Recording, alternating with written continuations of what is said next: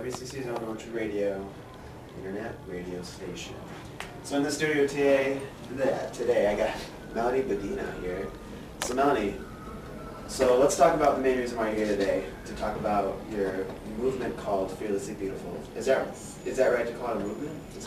I was going to call it an organization originally, but then I kind of looked up what an organization was, and it was they would raise money for stuff, and I'm 18, so I could do it, I guess. It's just a lot of legal stuff. It was oh, you need a lawyer and stuff. I was like, what?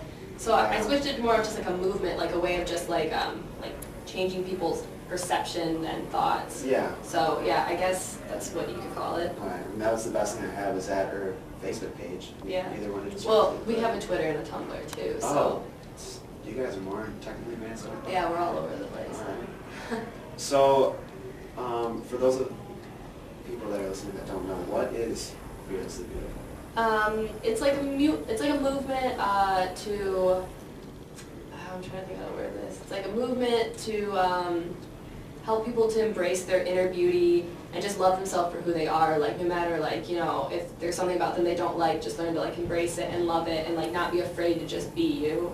And I think that's just really important because a lot of teens struggle with self-confidence and stuff like that.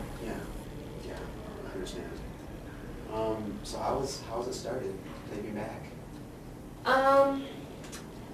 It's a long story. I'll try to shorten it. It goes back to I mentioned To Write Love in Her Arms earlier. Right. My friend at school had a shirt, and I was like, what is that? And she's like, oh, it's this organization. So I checked it out, and I was like, wow, that's so cool that they're doing that. I want to do something like that. And then where I come from, Pink Me, it's got a lot of personal struggles. We've had a lot of suicides and drug use, and I just eventually I was like, all right, this has got to stop. Someone's got to do something. And I've wanted to do something for a really long time. I've always said Mom, I want to do something big. I want to make a difference. And she's always like, okay, Mel, you're young. Calm down. Right. And so then I don't know. I just started looking up words that I thought would mix. I'm religious, so I would look in the Bible and stuff like that. And I just pulled together fearless and beautiful, and I just thought it sounded cool. And then I just started going, and I asked some people to join me, and yeah, here we are, just going. All right. So who founded it? Was it just you, or are there others? Or? Originally, I'm the one who came up with stuff, but I have my other friend, Kayla. She's a senior in high school, and she's helping me out. She's one of my best friends. And then I got Kendra. She's really cool too. She's my age, and she's helping me out. And we all got our personal struggles, so we come together and we make a good team. Yeah. And then we just added this girl, Brittany. She's from Texas, and she's really cool. She's 16. And I met her on Tumblr, and I just thought she would be a good addition, so she came in. They're all helping me out, so we're a team effort. So, Write Love on Her Arms, is that what it's called? Mm-hmm. That's the organization that inspired us. So how are you different from them? Do you think you're an offset from them, or do you think you're something totally new? They focused more on I